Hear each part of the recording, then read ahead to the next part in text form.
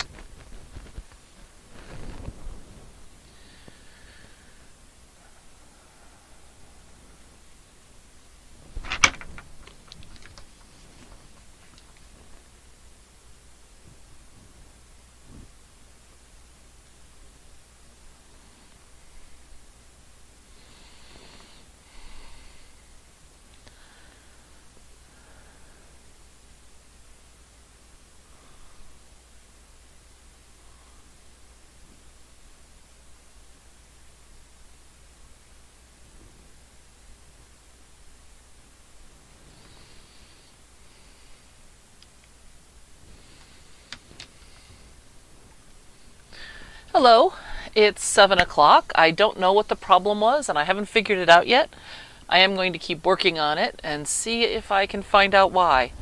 I do try to start right on time, so I want to give people a little bit of a heads up so they can get settled. And at just a couple of minutes before we were supposed to start, YouTube kicked me off for some reason that I haven't been able to figure out yet. It's nothing offensive I did, I promise you. But that's the way it goes, I guess. So I'm going to turn on this other light, see if this will help. Oh, that's much better.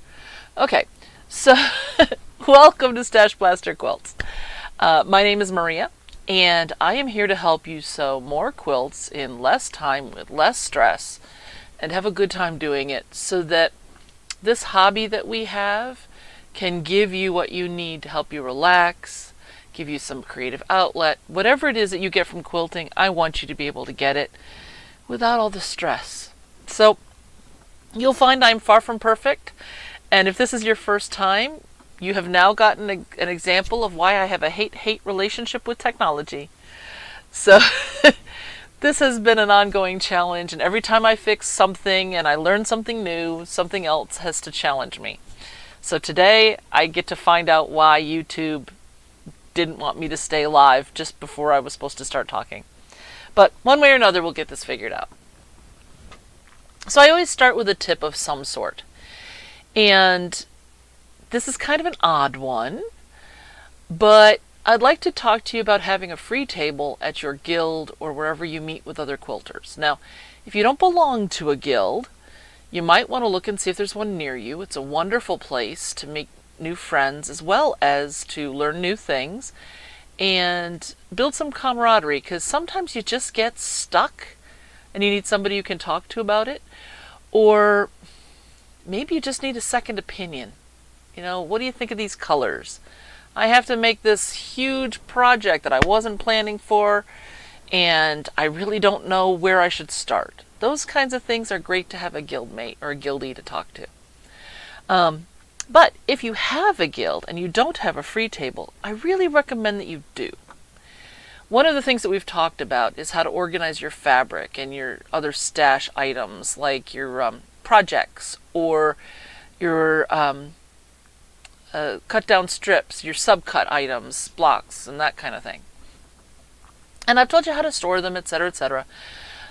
But what if you have things you don't want anymore, but you don't want to throw it away, and you don't want to just donate it to a thrift store where it's likely to get thrown away? Well, a guild free table is a great place for that to go. Now, if you have something that's, 70% rayon and 30% something else, and it's stretchy or it's lame or something like that, are there people who are going to want it? Possibly. Depends on the guild. If you're part of an art guild, sure, gold lame, bring it on. They're going to love it. If you're part of a Civil War type oriented group, probably not. So you need to think about this. There are online guilds where you could say, look, I want to get rid of this material I have. Is anybody interested? And you might find somebody there. So then either they could pay the postage for it, or you could do it if you wanted to. And you can ship it off knowing it's actually going to be used. A lot of my clients like the fact that there are charities that I donate their goods to where it's not just a way to make money to support the charity, they're going to use the actual items. So like an animal shelter that uses the blankets, or there's some charities, I live near DC, where you can give them blankets and then they'll walk the streets of DC and hand out blankets to those that need them. So there's things like that. And let's keep this fabric out of the landfill if we can. So a free table is a great way to do it. It's also great if you've got a small budget, or you want to challenge yourself with some different kinds of fabrics or color schemes that you don't know if you're going to like or not, and spending anywhere from $10 to $15 to $20 to $30 a yard for fabric on a flyer might be a little daunting. You might find exactly what you need on the table. So just to give you an idea, not yesterday, but a week ago yesterday, I went to one of my guilds who was having a sit and sew day. We have meetings every other Tuesday, and then the Tuesdays in between we call sit and sew. And anybody can show up. We put tables on risers, and we can baste quilts, and there's all kinds of things. There's lots of people chit-chatting, and it's a very good time. But there is no set program or anything. But we have a gigantic free table in this particular guild. And so I thought I'd show you some of the items that I picked up. Now, a free table can be wonderful, but it can also be a trap, because you may find yourself taking home more fabric than you know what to do with, and increasing the stash with things that you won't use. So you need to be judicious. So have some rules for what you're taking home from the free table. But you can put practically anything you have onto the free table. I've seen people leave books, and people have left... I actually left a wheelchair one day, and somebody was thrilled. It was one of those transport chairs, and she's like, "Can I have that?" I'm like, "Of course you can. That's why I brought it." And I just saved her mother like $80 because they needed one while Mom was recovering from some sort of a surgery. It's not the kind with the big wheels, so she couldn't push herself, but somebody could trundle her around, and they saved money, time, energy, effort. It kept it out of a landfill. It can be very hard to donate some things like medical equipment. You do have to be judicious. Don't put anything on the free table that is either against the rules, if you have rules, or that are contaminated. So something like in the medical realm, you wouldn't put a commode, one of those portable commodes on the free table, okay? Because it's going to be dirty, even if you've scrubbed it to a fare thee well. You might, in a guild, have some way of listing that you have these items and have guild members come and get them that want them. But most of the things on the free table are going to be quilting related, and they're going to be things like fabric, maybe thread, embellishments, that kind of thing. But a week ago, I'll show you a couple of the things that I brought home.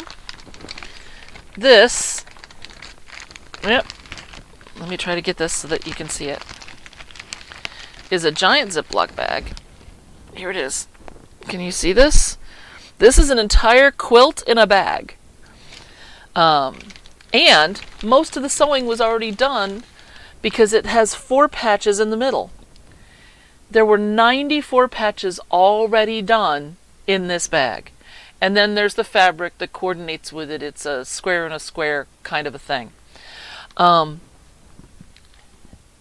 it's all here already. It's a wide variety. It was part of a scrap exchange. And the person who had it just, I guess, decided that they were never going to finish it. So this is a great way, if you've got a project you just don't want to finish, you put it out there, somebody like me is going to see it and go, oh my goodness, look at this.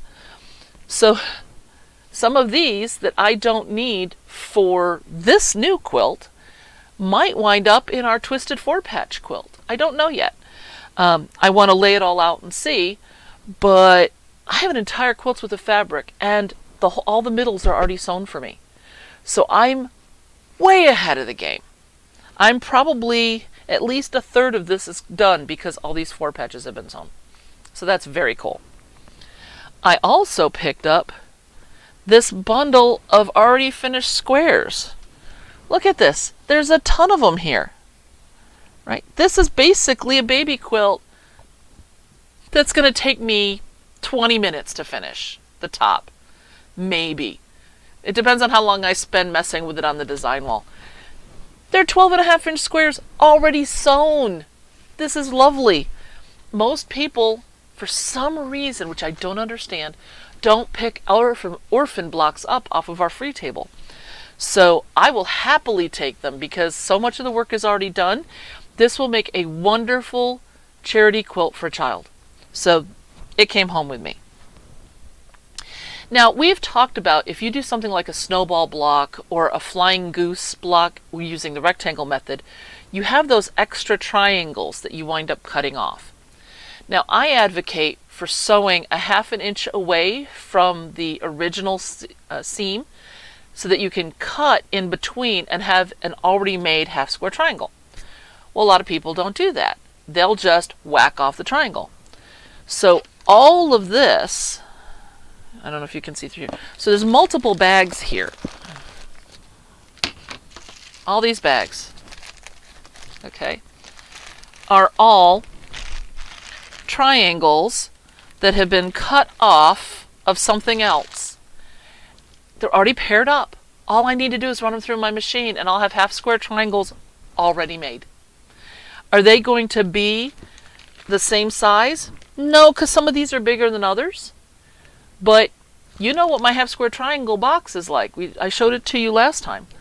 I have half-square triangles around all the time because I'll toss them into something. This whole quilt behind me is all half-square triangles, and all of them came out of my stash in red and white. You can imagine how many other color combinations I have. So when I decided to make this, and you can't really, it actually makes a over here. I'm doing this upside down and backwards. This is a diamond shape here. And then it comes in and down in these rays. The whole thing was done just out of my drawer. Now these all finished at 1 inch. So this was planned. I trimmed down some of my bigger sizes. But the sewing was already done. Now, in this particular case, these are really cool Caribbean colors. And there are a lot of them in here. And I'm going to be able to get so much good out of this. And somebody else without that table, they just would hit the trash. So if you don't have a free table at your guild, I seriously recommend that you start one. If you do have a free table, I suggest you use it heavily, both putting on and taking off. But if you are taking off, have a plan. So that's our tip for this week. Free tables, how to use them. And so I got so excited about this that I think that I'm going to just sew some triangles together today instead of working on our twisted 4-patch. I have a little bit of a problem with that this time because my stepmom is coming to visit and I keep all my extra quilts and all my teaching gear in the guest room because my studio room here is really pretty small for what I do in here. So the stuff from in there came in here. So I have a lot less space than usual. And I've blocked off part of, well, at least one whole design wall's worth on this side where I was hanging up the squares last time. So that's completely blocked with stuff. And so rather than digging through today, I just didn't have the chance. I'm just going to go ahead and sew some 4 patches that I have ready to go, and then some triangles. Okay? So I'm going to start with the 4 patches because I did have somebody email me. If you have any questions or anything, you're welcome to call me at mail@StashBlasterQuilts.com. Call me. Email me at mail@StashBlasterQuilts.com, and I will happily answer the question either individually if it doesn't seem like a general interest type question. So for example, if you want to show me a problem that you're having and you'd like my input, you can email me some pictures and a description of the problem, and I'll try to help you specifically. But that may not be something that really translates to this environment. Or if it is something that would translate to here, I will happily talk about it here on the channel.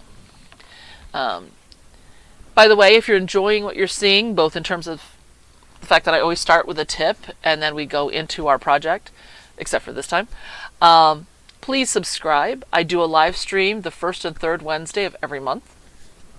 And I only missed one, and that's when I was in San Diego.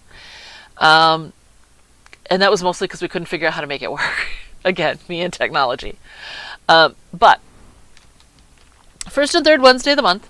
And then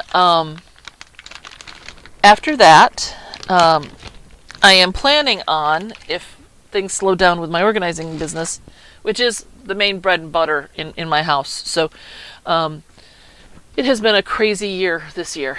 So all the time I expected to have to edit videos and all of that stuff wound up in either work or sleep or when I had COVID.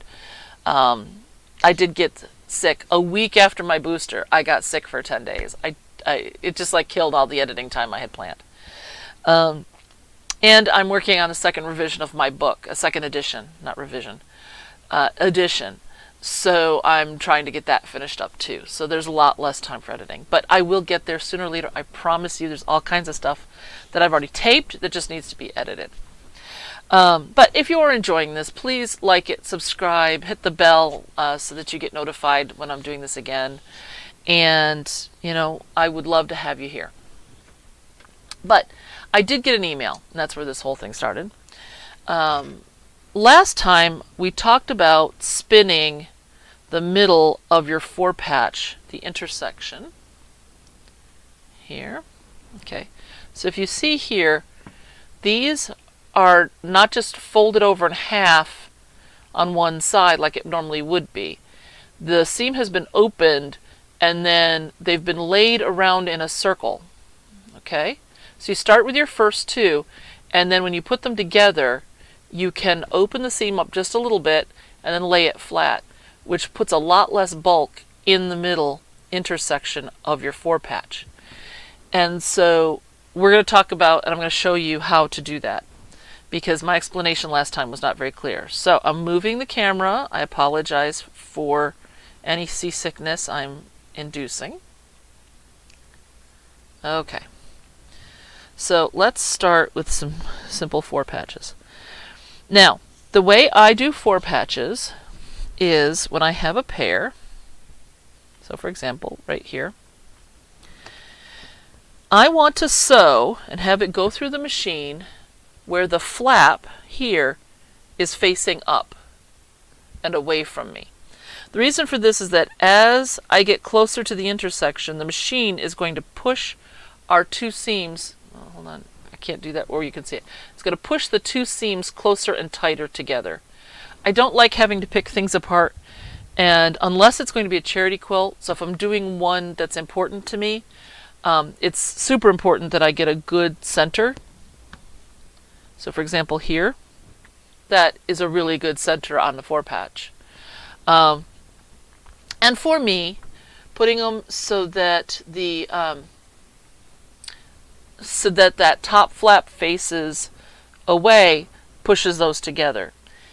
it doesn't matter which way you like to sew them, either the flap towards you or away from you, as long as you're consistent, because then when you press, you'll have a consistent spin on the 4 patches. Okay? And I'm going to show you what that means. On this one I was just showing you, okay, you can see here that this set, the flaps all spin clockwise. Do you see that? Okay, so they each go the same way, so it doesn't matter how you rotate it. The one here on the left is going to face up every time. Okay, you see that? But what that means is that if it's facing up on the left, it's facing down on the right. So when I take another, I'm just moving a couple things out of the way. When I take another 4 patch that also spins to the right, now I can nest these 2 seams because now one is up and one is down. Okay, I'm going to move this just a little bit so you can see it a little bit better. There you go. I hope that that helps. There we go. So this one is facing up, this one is facing down. Now, if you're not consistent, okay, so this one you can see it goes counterclockwise. Do you see how I have 2 of them both going that way? That means I'm going to have 6 layers of fabric right here. Versus here I have 3. The one that's flat and then the one that's, 4, that's doubled over. I'm going to have 8 instead. And so that's not going to be any good. We're going to wind up with this big lump in there. Now, there are people who would take that lump and put it on a piece of wood and whack it with a hammer till it went flat. That is a fine solution if you like it, but I'd prefer it be flat from the very beginning. And when you smash those down like that, you wind up with other problems. So I would say, because this one is one someone else sewed, this was in the box. All of these were in that box. In the bag from the quilt that I just got on the free table. I did open it so that it would spin, because originally it was just folded in half, but it's going the wrong direction and I just don't care. Now, if you find that you made this as a mistake, what you would do is, when you fold it back up, you can see how when they sewed, this flap was towards them. But if you rotate this around, if you sew on this side, the flap is away from you. So you could sew down this side and then pick this side out, and then open it, press it, etc. But because this particular quilt is going to have triangles added to it, and these intersections are not going to be next to each other, I'm not going to have to match these up, then it doesn't matter to me. So I'm going to make sure that I use all of the 4 patches that spin counterclockwise so that they won't be in my inventory anymore, and any leftovers will be the kind that spin the way that I make them. And then they'll fit when in future quilts and I don't have to think about it. Okay? But what's also nice about this is, let me get another one that spins. Alright, so this one also spins clockwise like the other 2. And the nice thing about that is here, if you notice, this one goes to the left, this one goes to the right.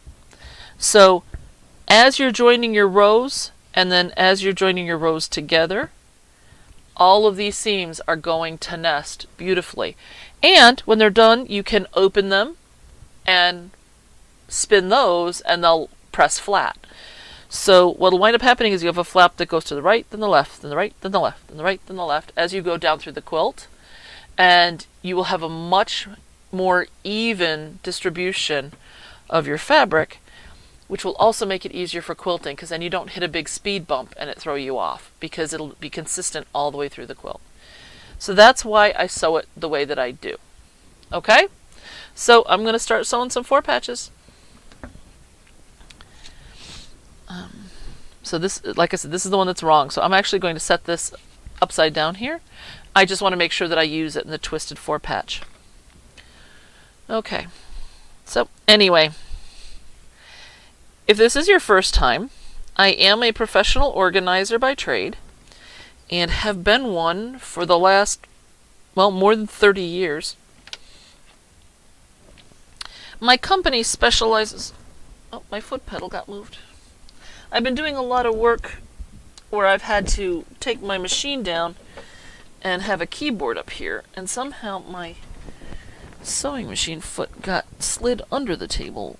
There's a little shelf, I don't know why, on my machine where, let me put it where I can see you. At the bottom of my machine, there's this little shelf in the back that is just big enough for most of my foot to go under, and my foot pedal loves it under there. But it's not deep enough to really do a whole lot. Right now, the only thing on the shelf is an iron. Because when I was here last time, I think I touched something up with the iron. But that was it. I do most of my ironing downstairs because I have a... oh, here, let me put this back so you can watch the sewing part, because you don't need to see my face while I sew. I have a 2 by 6 foot sewing table that I made, and I put it on PVC legs, and it's got wheels, so I can tuck it into the corner without dismantling it, and then pull it out whenever I want to use it, which is like every night. But if I have guests or something, I can also dismantle it. The legs fold flat, and then of course this big giant board leans up against them, and I'm good to go. So that was a great project, and that's one of the ones that I need to do the editing on some filming for, because I can show you how to make one. And just like I have the design walls that are behind me, I have a video on that. I don't know why. Today I'm just kind of ditzy. I didn't put my needle down like I should have. Okay. Now I have been asked why I don't have a 1/4 inch foot on my machine. I do have a 1/4 inch foot for the machine, but I'm not super thrilled with it. I don't think it does as good of a job. So look at me, I'm making a mess while I'm talking about it. I know that my 1/4 inch is halfway through this foot, because I've tested it. And what's nice about this is if I was doing the triangles, I could sew on one side by using halfway through the foot on this side, and on the other side by using halfway on this foot. And so I can really nest triangles together easily without overlapping the tips, which tends to lead to having them bunch up underneath. So that's why. Here, I could show you what I mean. Let me just do this one that I just pulled, this 4-patch, and then I will go on to the triangles so I can show you what I meant. So all I'm doing here, if you're wondering why I'm fiddling with this, is I'm just nesting the seam all the way down, just to make sure that it's going to be nice and tight on both sides. Now it's not uncommon for me to take a stack like this one and pin them together while I'm downstairs, in front of the TV, etc., so that I don't have to do that fiddly part up here. And then what I'll do is when I'm done sewing, excuse me, I will, no, how did that get stuck down in there? I will take everything down all at once, and I will just sit down there again in front of the TV while I'm talking to my husband and watching TV, and I'll get everything pressed. And then I bring them up and I sew and I take them down. The up and down is kind of silly that I do it that way, but the advantage to it is that I can be a little social and still be getting things done, which is nice. Now generally I would do this with, I would do half square triangles with a square instead. And I've been able to take triangles and just lay them on a square and then sew. But in this particular case, since these were already made and matched, I am willing to do it this way. I did not get a chance to press these because they were in the bag and I was coming up here and I was doing something else. But if you can see there, let me pull it in a little bit tighter here. Okay. This triangle is angling from this side back to here. Okay? So I'm putting this one in the opposite direction. So it's angling from there back to this way. So I have this overlap. Yeah, you really can't see it very well. I'm sorry. I'll show you when I'm done sewing this one. It might make a little bit more sense. Okay, so you saw that this is coming down, and I just am off the triangle here. And so the point is on the right, here towards the smiley face, right? I'm going to put this one with the point going the other direction. And so I can slide this all the way back to my needle. So there's only about 2 stitches between this triangle and the last triangle.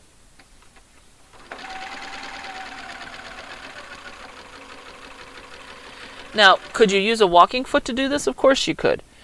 But the advantage to not using the walking foot in this particular case is that I don't have the walking foot on. And so I'm using the foot that I have on. I know it's a stupid reason, but since this is just a make work kind of project, I'm not worried about it. Now when this started, it grabbed a little bit back here, and so I wound up next to the edge of my foot, so I just continued it on that. And then when I go and I've got this pressed, when I'm trimming it to size, it'll just be a slightly smaller triangle. I mean, half square triangle. Depending on what I need, I might have had to cut that off anyway. So, no stress. Remember, the goal is to not stress. So that last one, the point was on the left, on the right, so now this one's going to be on the left.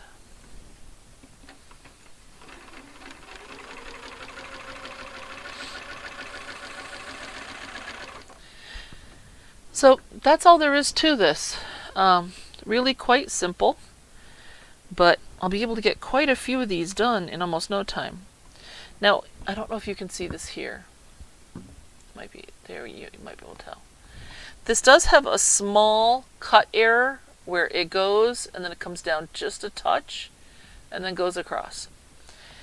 What I'm going to do is I'm going to stitch with this slightly more to the right, not a lot because it's only a couple of threads worth, and I'll come out at the right point. Actually, I'm doing it this way. I'll start where it's correct, and then I'm going to let it go a couple stitches to the left, so that I'm not going to have a problem with it. And if it's not perfect, I'll live with it.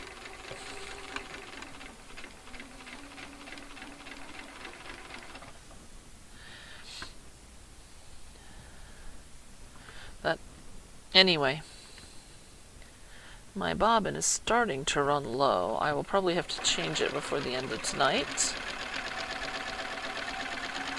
And that's okay.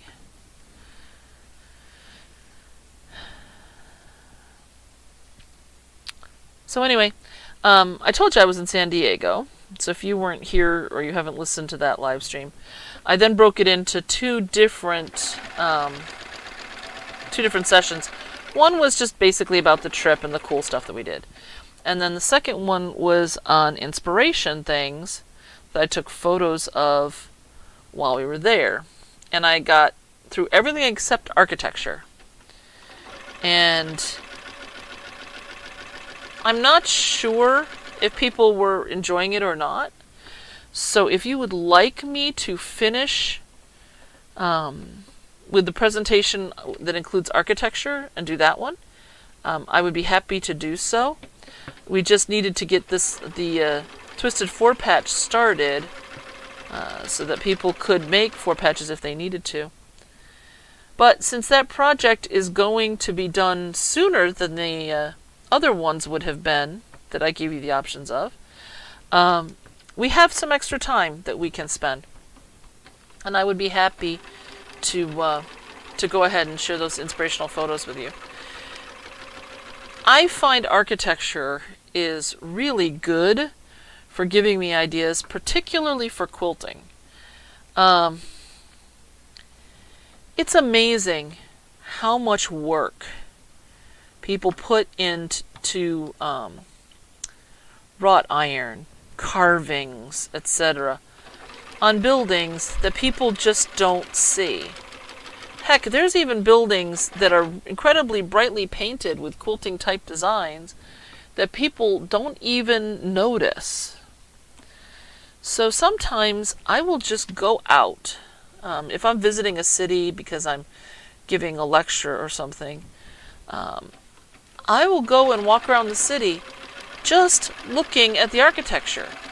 And it's amazing, all the cool stuff you can see once you put your mind into the quilter's mindset. A lot of people have noticed, floors that are, beautiful inlay wood or whatever. I'm just going to pull this back a little bit. That are beautiful inlay wood, or they're painted, or there's carpet with nice trim borders or things like that. But most people, they'll notice that and go, that's cool, and then they move on. But the niftiest stuff, they didn't even notice. And it kind of makes me feel bad for the architect who designed with all of that in mind, that nobody notices it. But then I think, you know what? As long as there's some people like me out there, it's being appreciated.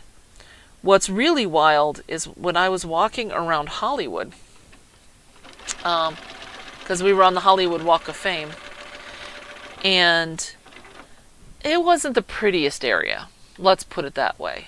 A lot of the buildings were kind of schlumpy, in that they just didn't look good. It did not look like a place you'd want to hang out. Let's put it that way. It didn't look particularly safe in some of the places.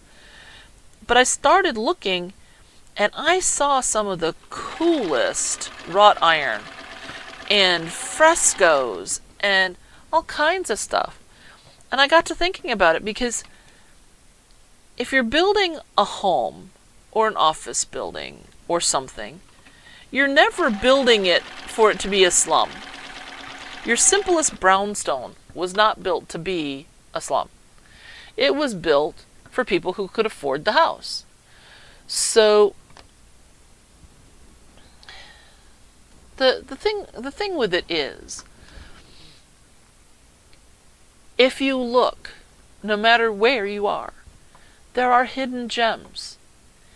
And I kind of take that into my quilting as well.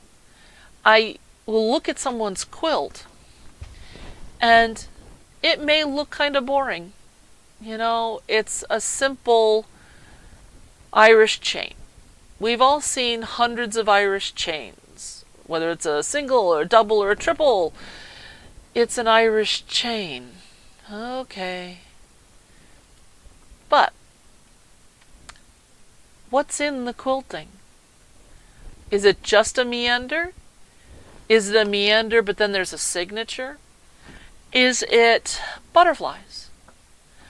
Is it horseshoes to carry on the Irish theme?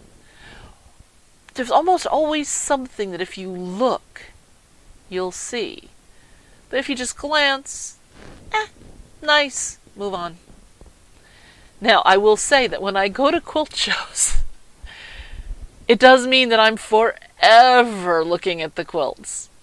And for a lot of people, they don't want to spend the time that I spend, because they're there for the vendors. They want to see all the cool new toys and stuff. And I want to see that stuff too. But what's funny is it's almost the inverse of most people that I see. Most people are in with the vendors, and they're going through all of the fabrics and looking at all the patterns and looking at this and looking at that, and can I try this tool and this and that and the other thing, and watching the demos of the tools and all that. And they glance at the quilts. Whereas I glance at the vendor stuff and then I scrutinize the quilts like I have on binoculars. It's a bit different. Excuse me. I need a drink. Sorry, I just had a little bit of dinner repeat there. Anyway, so there's often hidden treasures that you don't see unless you look. If you walk down I'd say 3 streets. Anywhere that you live.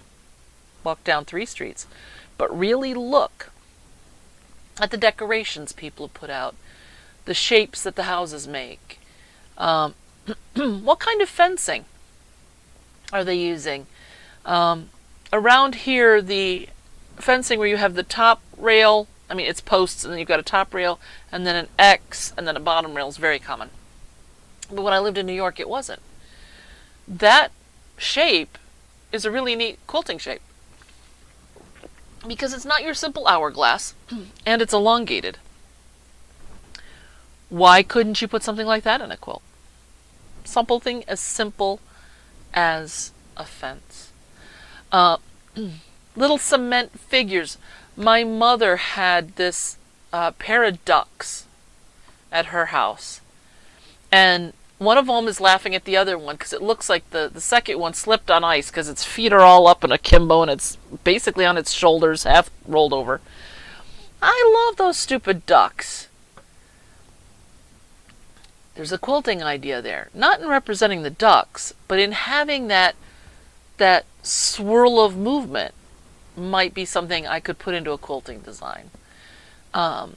Because if you add the shape of the duck itself, you've got kind of this point.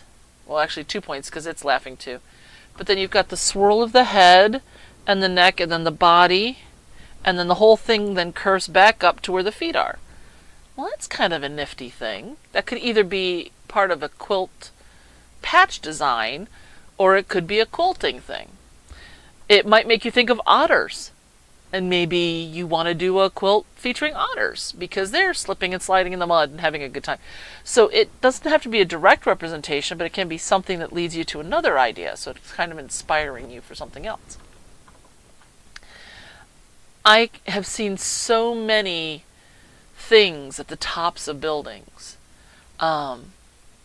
So, you know when you have a shelf, you have a shelf bracket. Hold on, I'm trying to do this so that it's angled right here to the camera. So then here's your wall and here's your shelf, right? And then you got the shelf bracket like this.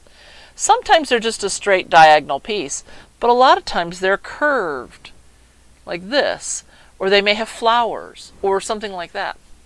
And those things can be inspiration for a quilting design or a pattern design. It could be that there's some interesting script. It could be that there's a mural painted on the wall on the 5th floor. I saw a few of those when I was downtown DC 20 years ago, but that's when I saw it. There could be an interesting shape created from the building itself. Could be stained glass in the windows.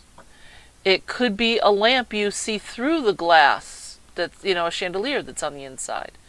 There are so many things out there that can inspire you to think about your quilting, both your piecing and the actual quilting, differently. So if you have never taken a quilt-focused walk, I encourage you to do so. You're taking your dog. Most of us walk with our heads down and we're, watching where we're going and we're watching the dog and, we're looking for cars, but our eyes never really go up above this. But if you stop and you turn and you look, it'd be interesting to see what you see. And then when spring comes and all the flowers are out, there are so many floral designs that you could take from real life.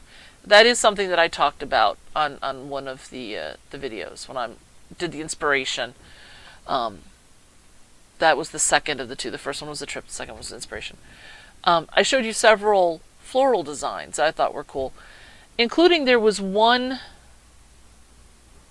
tree bush thing. I don't know how to describe it, but it looked like it was rolling down the hill because it was overhanging the walkway a little bit, but it was a ball shape, and then there were roots that looked like they had been dug in. They were above the ground, like it was trying to hold itself up to keep it from rolling. That was really kind of cool. There were some that looked like, kind of like mold. There were these triangular fuzzy things, but they're kind of cactus. If you like more regular cacti, something like the palm cacti, the ones that look kind of like just ovals with spikes. Those have some interesting shape possibilities. So I'd like you to kind of think about where you can get your ideas from that are different than getting them from a quilting book or magazine. There's nothing wrong with quilting books and magazines. I love them too. But out there in nature and out there, even in the big city, out in the environment, there's some really cool stuff. There's sconces, there's carvings, frescoes. Wrought iron is amazing. I don't know how they do it, but I have been through some pretty seedy areas with gorgeous wrought iron. All right, it may be rusty now, but the shapes are there. And so that's something where having a quilter's mindset while you're looking at things can really help you out. Now, am I suggesting you walk through the seediest part of your town all by yourself with an expensive camera taking pictures of people's houses? No. But if you have a friend or a spouse who will drive so that you're safe in a car, and they're not paying attention to the buildings, they're paying attention to the road and making sure everybody's safe, that's fine. I actually had one friend who, when she watches movies at home,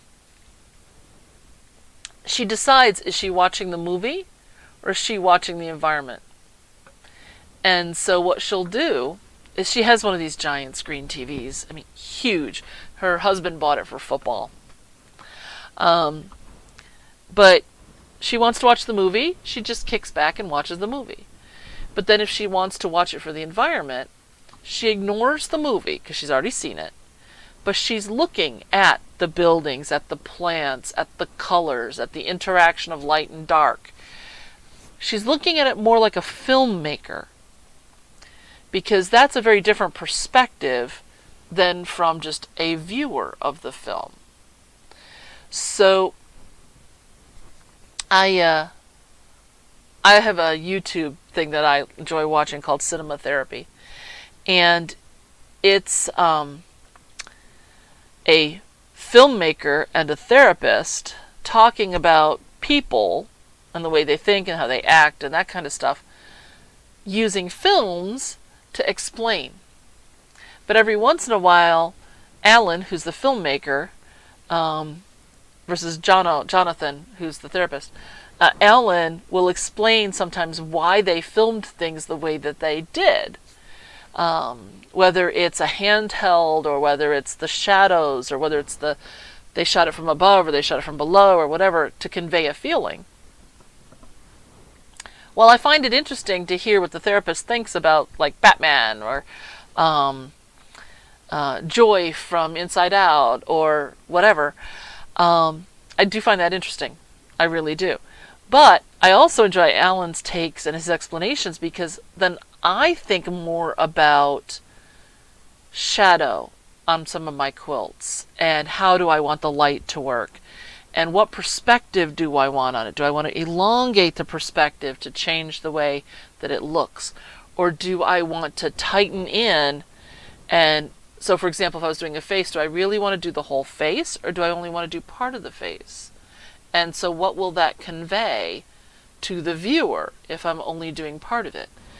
So, there's a lot of interesting filmmaking techniques that he talks about, and he has his own YouTube channel too. I don't have a lot of time for YouTube, so I don't get to watch them both. But later on, when I have more time, I will probably pay more attention to those too while I'm doing other things, so that I can learn more, because it's really fascinating to put the two together. Lighting for film and lighting for a quilt are very similar. It's just that our lighting takes a lot longer to create because we do it with tiny little pieces of fabric versus a bulb. So last time when I filmed, I hadn't realized that I hadn't put the bulb on over here, the light on over here.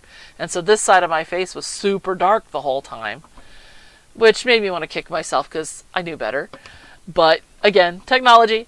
But if you want to do art quilts in particular, then lighting gets a lot more involved than if you are doing a simple traditional Amish style quilt, let's say, where yes, light and dark as value matters, but it's not carrying the mood as much. So I hope that that makes sense. But putting a light source in your quilt, so let's say you were doing that Irish chain I talked about earlier, okay? But what you did is you created a very pale part up here, let's say, and then as it went out, both the colors and the backgrounds got subtly darker as you went, till you got down to, deep purple and black in the lower corner. It wouldn't have to be that dramatic, but as an example. So from the upper third, and again, the third is one of those things that's an art thing. But from the upper third to the lower corner, it kept getting progressively darker. Your eye would be drawn to the light, and it could not only bring your attention into the quilt, but it also would keep your eye moving. The dark would be the place to hide kind of Easter eggs for the viewer. Now, what's an Easter egg? That's a computer term where there's something hidden in a program, like a game or something, that you're not supposed to pay attention to. You only notice it if you look for it. So in my case, if I'm looking at that quilt, yes, I'm going to look at the light, and I'm going to hopefully not think of an oncoming train, but I'll look at that light patch because that's what I'm supposed to look at. But then in my brain I go, okay, I was supposed to look at the light patch. So what's going on in the dark? And I'll look down there. And so there was one quilt that did a similar kind of a thing. There was definitely a light section and a dark section.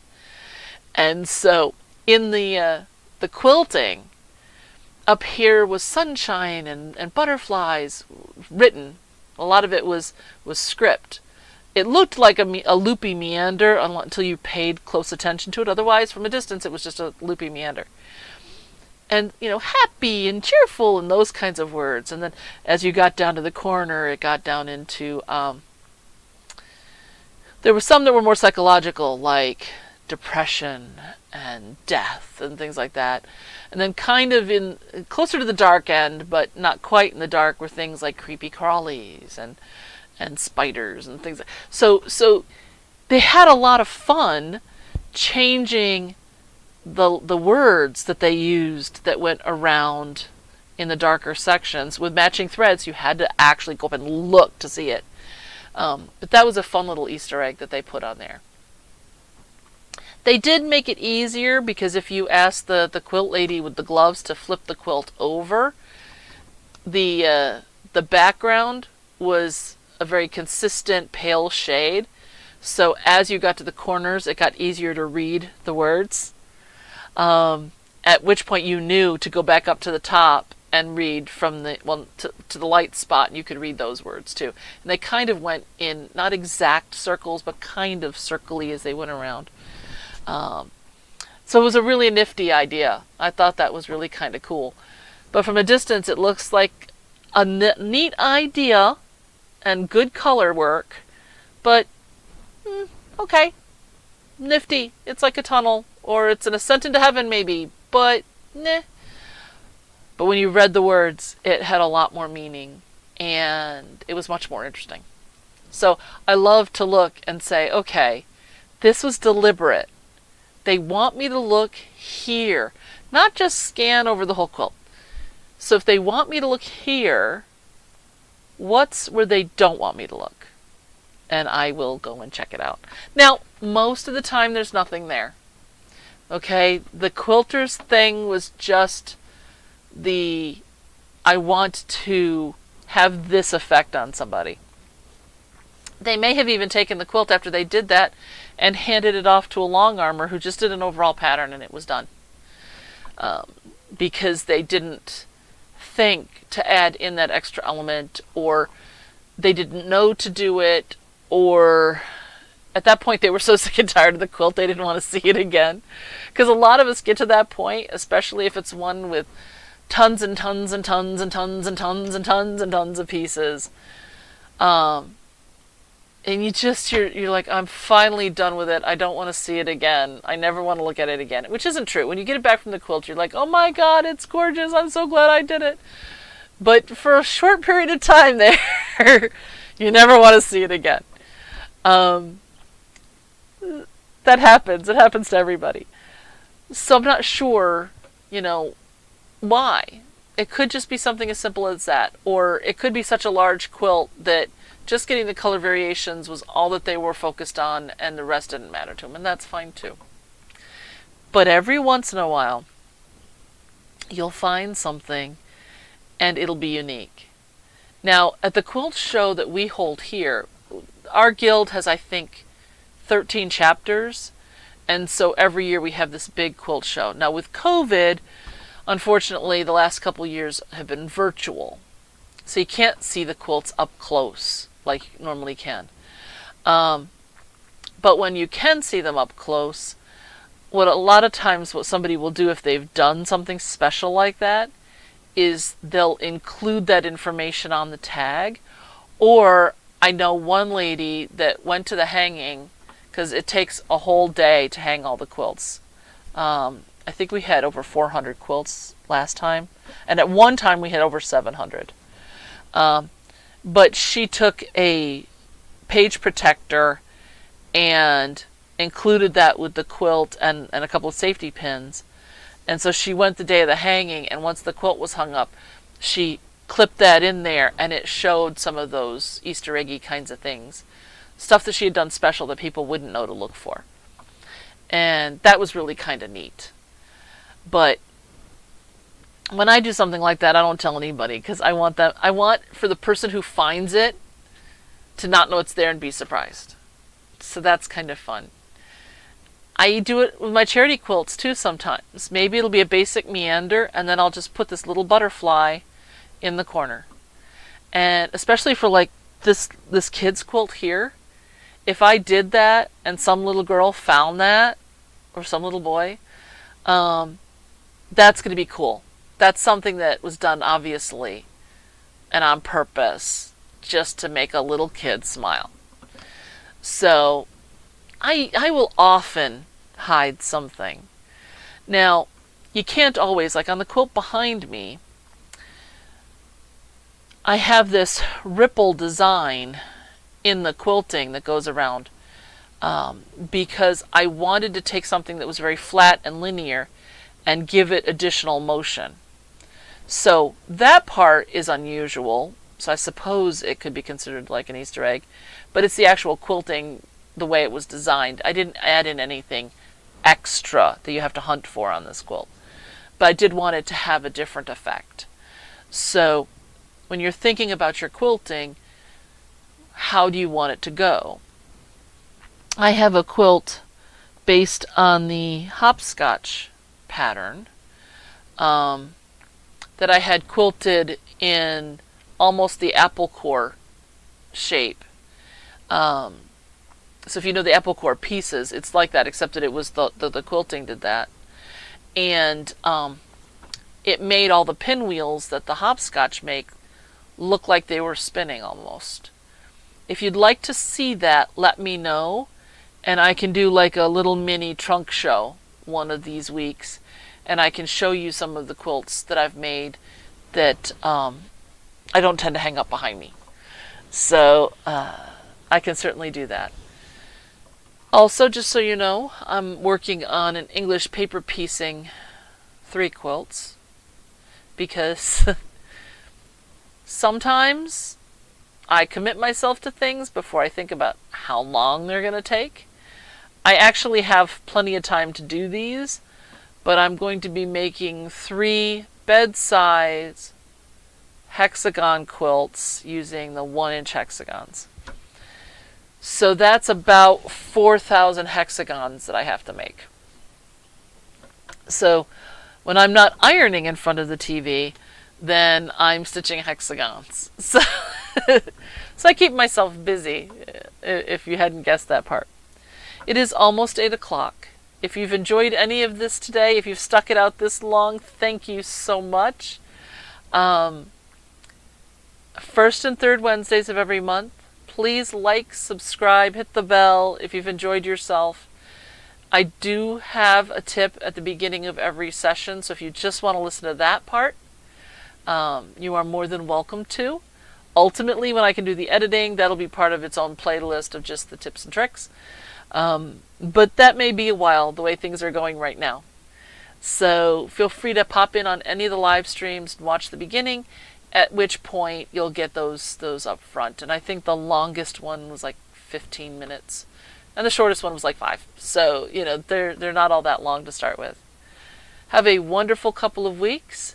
I will see you, I believe March 1st is a Wednesday. So I may see you on the 1st of the month, but it will be the first Wednesday. So take care, and let's go do some more sewing. Okay? Bye-bye.